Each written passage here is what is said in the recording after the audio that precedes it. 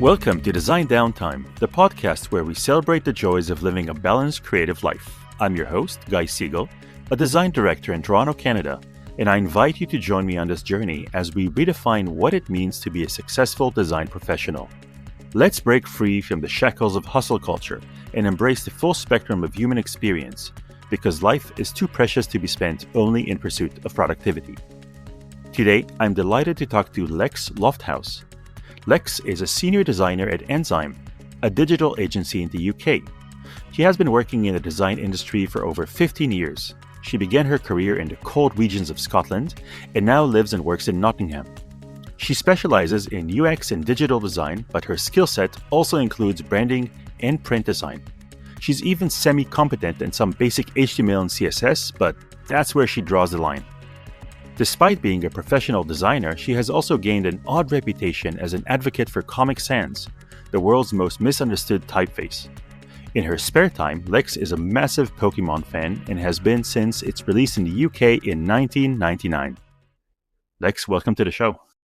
Thank you for having me. Oh, I've just remembered that I had the thing about Comic Sans in there. I hope that doesn't offend. Not at all. I'm a big fan of Comic Sans as well. That could have been my alternative topic, but I feel like that crosses too far into the realms of us talking about design, so I won't go there. No, you're absolutely correct. We'll keep it to Pokemon. Yes, and very specifically, you want to talk about the Pokemon trading card game. I do, yes. It's been a big passion of mine for, how many years are we talking now? 26 years, I guess? Yeah. Yeah? Yes. It's a thing that I've collected for a long time, and I continue to love it, but it's gone through some wild ups and downs over the years. So let's start, as we usually do, with the origin story. How did you get to it?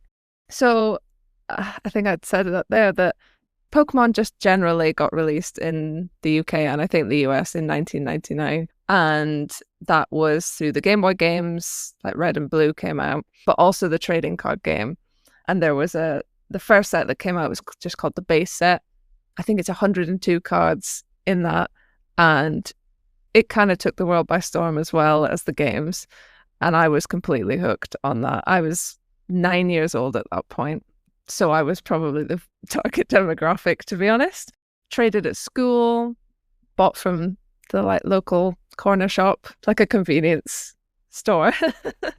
Yeah, I ended up completing that first set when I was 9, 10. And I sort of collected quite a lot from the sets that came after that, probably up until about 2001, 2002.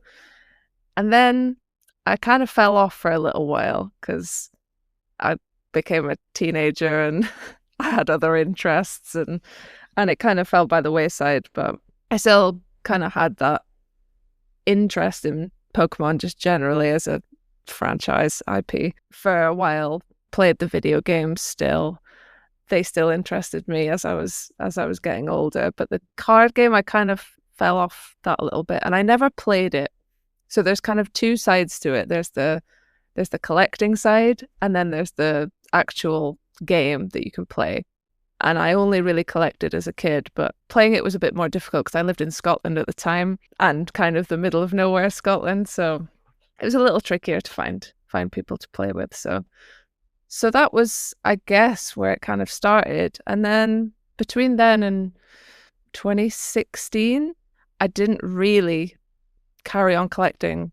The cards were still at my parents' house. Thankfully, I didn't get rid of them. I left them there. And then I'd moved to Nottingham at that point. There was a bit of a lull between then, up to 2016. And then Pokémon Go got released in 2016. Do you remember the Pokémon Go summer? I do. Were you a player? A very casual one. Yeah. I feel like everyone picked it up, whether you liked Pokemon or not. It was... that was a real phenomenon.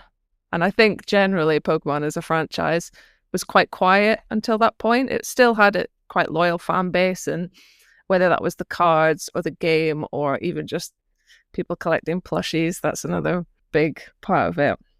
But until Pokemon Go came about, it felt like it had just kind of flown under the radar a little. And that was 2016.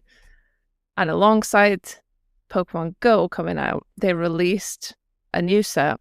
They've been releasing sets every 3 months since then, but they did like an anniversary kind of set called Evolutions. And the special thing about that set was that it was like reprinted art from the original base set from 1999. So it had this real nostalgia factor to it. Probably, everyone would say a huge cash grab because it was the same old kind of art. But I think that set, I saw that. My best friend, Becca, she'd been collecting all this time since we were kids, and she told me about this set. And she said, I feel like you'd really like it. So I bought a pack, and it had been years and years since I'd bought a pack of cards. And you get like 10 cards in a pack. And you get commons and uncommons.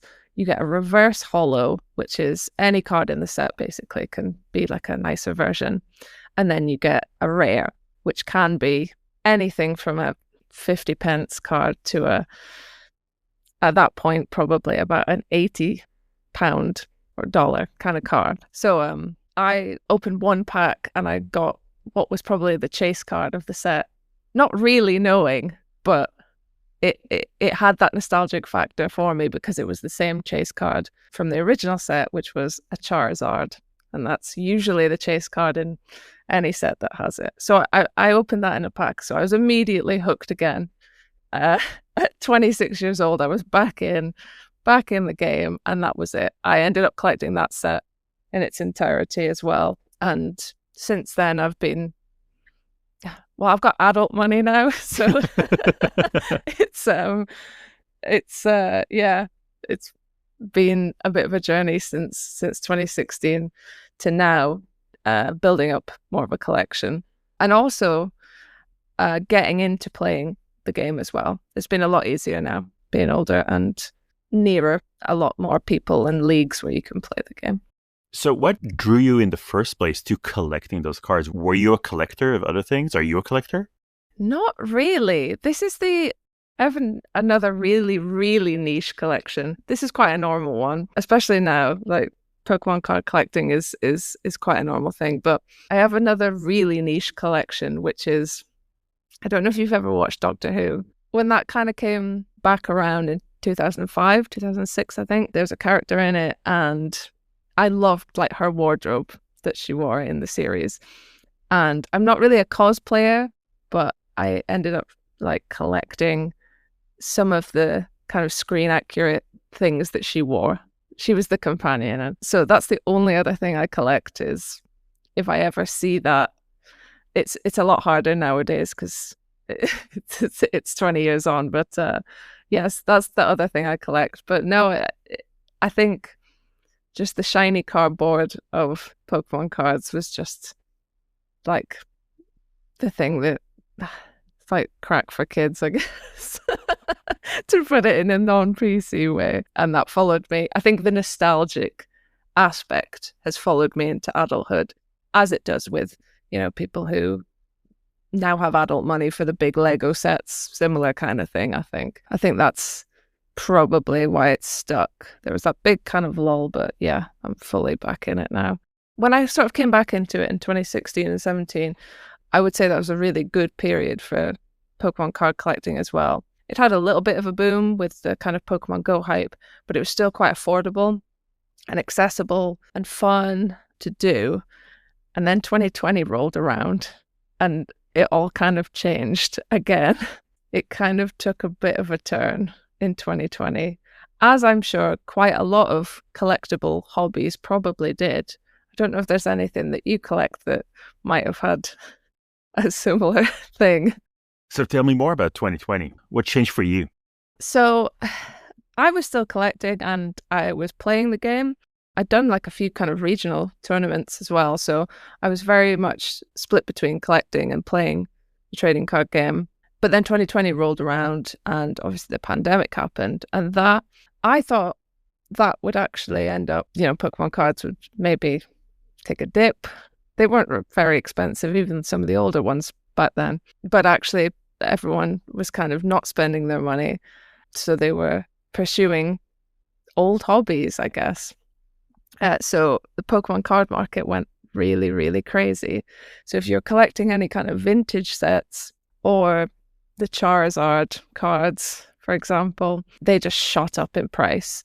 Maybe kind of start of the pandemic, it was a bit kind of fluctuating really. And, but I carried on kind of collecting. They were still releasing new sets and it was relatively easy to get hold of. But then this is where the kind of investor bro interest in, and that's the best way I could describe it, but the investor bro kind of interest in Pokemon cards started to happen, which is why it's become quite not just like a collectible thing now, but like an investor market. It's gone a bit wild. But do you know Logan Paul? I knew you were going to say that.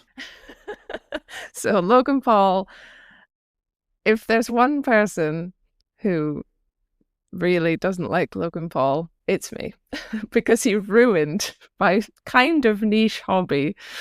So I have personal beef with Logan Paul, but he started investing into Pokemon cards, and to be honest, he started investing in the really vintage, like high-end stuff. Nothing that was truly accessible to someone like me. Even in the, even years before that, he was investing in like graded cards. I don't know if you know about graded cards. So they're kind of encapsulated in plastic and then they're given a grade from 1 to 10, 10 being the best, pristine. So he started collecting some really like first edition old graded cards, the Charizard that everyone was after. And he started buying some old kind of first edition of that first set booster boxes. So that's kind of how they would come to a shop originally, is a box of 36 packs, I think, sealed. And obviously the old ones aren't in print anymore, so they're really, really rare and expensive. So he made kind of a series of YouTube videos around that, and the prices were already getting a bit out of control. And then Logan Paul did that, and then it went berserk. It was hard to even find kind of modern, just released sets for a while around them. And if you wanted vintage, older cards, which some of my friends, I had thankfully collected all the kind of old vintage stuff I wanted to at that point. But yeah, there was no chance for kind of new people coming into the hobby to do that. And I felt like Logan Paul was responsible for that. Not completely, but I think he's, I don't particularly like his style. And yeah, that kind of rubbed me up the wrong way a little bit. But yeah, since 2020, Pokemon cards has been a very hot topic, and I feel like a lot more people know about it. And since then till now, I feel like, especially in this last kind of year, I feel like it's becoming a lot more of a kind of casual There's a lot of new people coming into the scene, which I think is great. It's really cool to see. Like, I follow a lot of accounts on TikTok and things like that, new people kind of getting into the hobby. And there's a lot of kind of card shows. So specifically just vendors selling Pokemon cards. There's a lot of those popping up, even some in the UK as well, that are really fun events to go to. But the actual state of the hobby and trying to get cards at retail price, like sealed product, stuff you could normally just get in any shop at any time, it's becoming increasingly difficult now. And there's a lot of people who are what they would call like scalping the product. So just buying it in volume at retail. You see videos of people at like Costco just fighting each other for these products. So just buying that at retail and then reselling it for more than the kind of MSRP, as they would say, or the recommended retail price. That's a real horrible element right now. Is finding product is nigh on impossible. And the prices of things, I said earlier, the kind of investor bros right now are buying up kind of single cards and doing what you would call, I guess, in like crypto. I don't know much about crypto. I know a little bit, but it's not my thing at all. But they're doing what you call like a pump and dump. So they would just buy up all of the singles of this card, hype it up to a degree where people are paying stupid money for it, and then the prices kind of drop after that. And it's a horrible thing to see. It's a kid's card game at the end of the day. So I'm trying to connect with the more the nicer kind of elements of the hobby at the minute, rather than focusing on that kind of negative aspects. What I'm hearing from you is that investor bros ruin everything. Yeah, I would say so.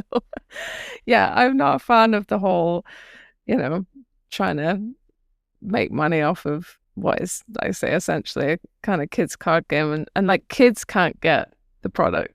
That's who it's really aimed at, not specifically, the adults now. So let's go back to the more fun aspects of it. So when you collect, how much does the condition of the card matter to you? Or are you more about, I want this specific Pokemon or this specific variant of this card? The condition's a really good question, actually, because I'm not very precious about the condition of cards. In fact, if I can find a slightly worse condition version of a card, I'm quite happy with that, because it usually means that it's priced a bit lower. And there's something about a slightly damaged vintage card that I really like, because it's gone through this kind of traded on the school playground. It's had this life. It's been put in a kid's pocket.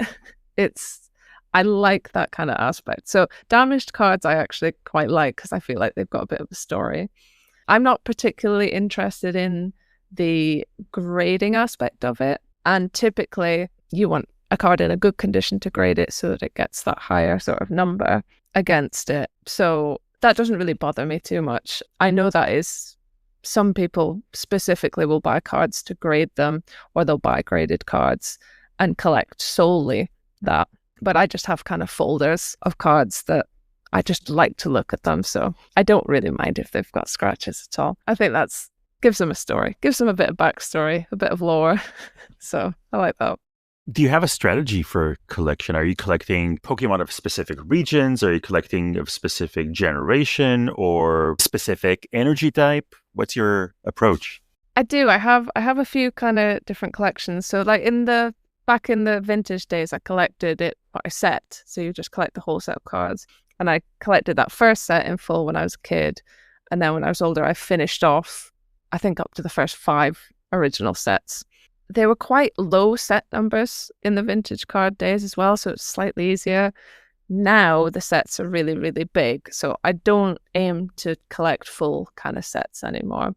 I collect now, there's a few different things. There's specific Pokemon. So my favorite Pokemon is Bulbasaur, who is the first, number 1. And I've got a thing going on where I'm trying to collect every Japanese and English variant of every Bulbasaur card ever collected. And I'm getting close. I'm almost there.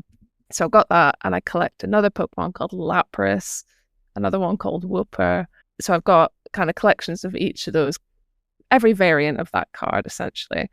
And then I've got a collection of one specific card, but multiple copies, which I thought was a slightly odd thing, but it turns out it's quite a common thing for people to collect the same card over and over. And that card is called Ancient Mew. This is quite an old one. I think it was given away for the second movie. They gave away this card in the cinemas to everyone that went and saw the film.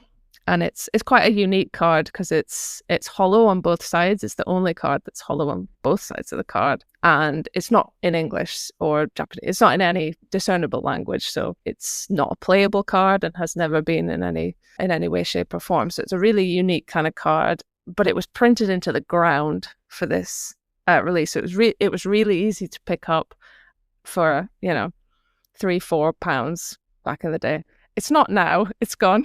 It's gone a bit crazy now. So I think I've maybe stopped collecting that unless I find sort of damaged ones for a bit cheaper. So I've got that. And then I open a fair few kind of packs. So I try and collect all of the hits, I guess, out of that.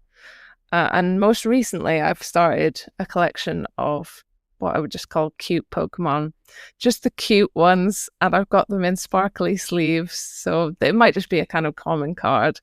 But if the artwork's really nice, I've put that in this kind of sparkly sleeve, and it's got its own kind of folder for just the cute, maybe underappreciated cards. Because I think right now, while the market's really, really volatile, you almost have to carve out your own sort of niche to collect it at a more accessible kind of point. Because you can spend thousands at some of these card shows and online, and even, on opening products. So yeah, I do that. And then the other thing, I guess, is collecting the more playable staples, because I do like playing the game as well at my local league.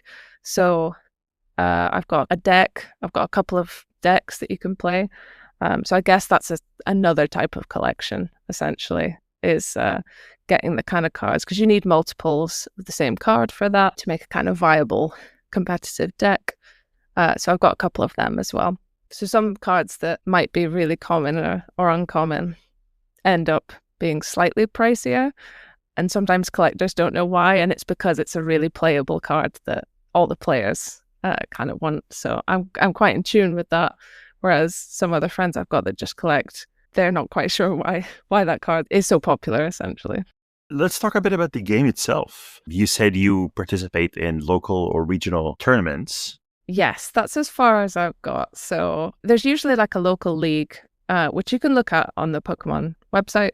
You can look that up. There's usually like a casual sessions at league where you can learn how to play. It's a really easy game to pick up if it's something that you want to learn to play.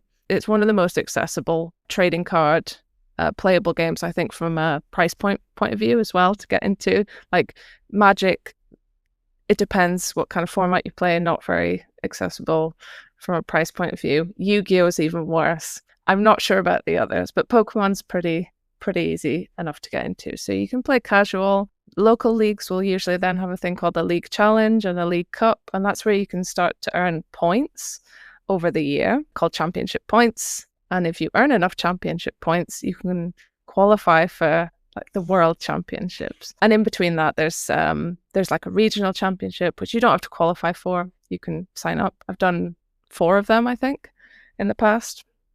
Hopefully I'll go to Liverpool regionals next year. I think it's Liverpool. No, Birmingham. Worlds is essentially, it's not everyone can qualify for that, but you can go up to kind of regional tournaments without, you don't have to be great to do that. And it's a long day, but it's a great experience. And the world championships now, it all gets streamed on their YouTube channel for Pokemon. It has also become like a major thing. It's like kind of esports, I guess, has become a big thing. The Pokemon World Championships used to be this tiny little thing in a warehouse. But now it's got performances, it's got a huge stage, it's got this huge fanfare around it, and it's really fun to watch online. So I like playing. I'm not very good. I'm not very good. You have to really know your deck. Your deck consists of 60 cards. You can have multiples of up to 4 of certain cards, and you have to really know your deck inside out. Have to know exactly what's in there, exactly what's left as you're playing. But also, in the kind of more competitive scene, you have to know what the other competitive decks are and what they might have left as well. So if you want to play it at that really kind of high level, there's a lot of thinking involved. But if you want to play it at just a general, more casual level, then it's, easy to pick up, easy to play, fun to play. And it is, like I say, kind of quite inaccessible from a value point of view as well. You don't have to spend huge amounts of money, which is favorable. As someone who collects as well, it's quite favorable that it's more affordable, because the collecting side isn't. You mentioned trading card shows. Yes, they're becoming a big thing. Are they specific for Pokemon or for trading cards, or are they part of like a, because I know we have here in Toronto, we have Fan Expo, which is like the annual, I would say, the nerd convention. So of course you have stores come in and they have their Pokemon cards, among other things. What's the scene like in the UK? I think it probably started kind of similarly to that, where we kind of have like conventions, like nerd conventions, and there might be a few kind of stalls, vendors there that might have had Pokemon cards. And then there was kind of card shows, but they were probably more, in the UK, there was probably, London was probably the one where they had, but they were probably more sports card focused, because I know that's, I think maybe in the UK it's not quite as big, but it's still more of a thing you would see at shows now. And I think this is the same for the US. I think card shows were very kind of sports focused. I'm not sure about Canada. Probably this a similar kind of thing. There was sports cards. Then they kind of merged a little bit, and Pokemon kind of crept into the sports card shows. And now card shows a lot of them are predominantly Pokemon focused. And it might have been in the UK that there was one a year. In London, maybe a couple a year, and now there's one every weekend at some town or city, just about, in the UK. So I've only been to one in the UK so far, which was a few weeks ago, but I'm hopefully gonna go to more because they're really nice. And I'd mentioned about the nicer side of the hobby. I feel like there's a lot of kind of vendors that film themselves and do kind of TikToks and YouTube's videos, and they are promoting a lot more of a community side of the hobby in comparison to the investing side of it. They're still selling at the kind of market price, but they're giving away cards to kids. They're promoting a more kind of kinder side of the hobby, and I think that's it starting to go in a better direction now. So yeah, the card shows I think are a really, really positive thing in the community, in the collecting community as well. I didn't even ask you, how many cards do you currently have? I dread to think. Do you know what? I spent this last weekend actually sorting out all of my cards into folders and picking out ones that are duplicates that I can sell. I never thought to count them. And I think for the sake of my own sanity, I probably shouldn't. I started to kind of price up some of my older stuff a little bit, and that it scared me too much because I'm not going to get rid of them. That's the thing with me. I'm like, I collect them, and people are like, whoa, your collection's worth so much money. And I'm like, well, yeah, if I sold it, but I'm not going to. My best friend, Becca, she's really into it. I mentioned her earlier. She's still really into it. And even when we were kids, she said, bury me with my Pokemon cards. And I think she probably still thinks that. I'm not saying that's the same for me, but I think it would take a lot for me to sell them. I just love collecting them. So there, yeah, I think a permanent feature of my life, at least for the foreseeable. How do you enjoy your collection? I like talking about it. I have another really good thing about the hobby is there's a big Instagram community and TikTok as well. So I've got an Instagram account where I take kind of photos, and I've started to do some video content, kind of showing off some of the cards and talking about some of the history of some of the cards. So that's how I like to kind of enjoy them online. Playing the game is a big enjoyable thing, and I love talking to people about it that don't know anything about it, but might have an interest in Pokemon but don't know kind of about the card side of things. So I like to kind of show them the kind of artwork of the cards, some of the more interesting things. So yeah, the Instagram thing is something I used to be really, really big into it in kind of 2017, 18, and I'm trying to get a bit more consistent with that and trying to not be like a content creator. I don't think I'll ever sort of be that, but yeah, show off some of the cards and appreciate them and enjoy them, like you say, and share that kind of thing with others. How do people react to you being a Pokemon card collector, it originating as a card collecting game for kids? Do you know what? I used to kind of broach the topic relatively like, oh, this is a bit embarrassing. But I'm very comfortable in the nerdery of it all. I think as someone in my kind of mid-30s, people my age probably get it because they were, they'll have known about that in kind of the late 90s, early noughties. It just might not be something that somebody picks up again when they're an adult. But I would say to those people, it's fun to engage with things that you did as a kid. So maybe not to the level that I have. There's maybe no need for all that. But if you can find a pack of, like a booster pack of Pokemon cards, and you haven't opened one since back then, maybe just buy one and see how it feels. If you connect with it, then I'm sorry. I can only apologize if you fall deep into this collecting habit, but it's worth a go.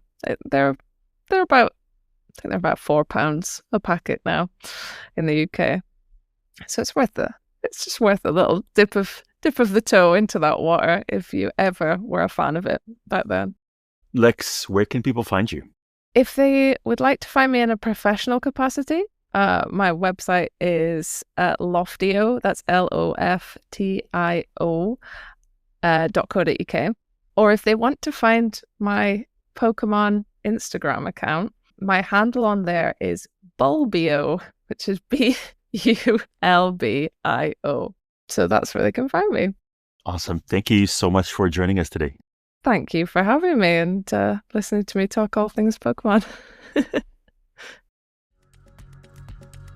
This is all for this episode of Design Downtime. Thank you for joining me. And until next time, I hope you enjoy your downtime.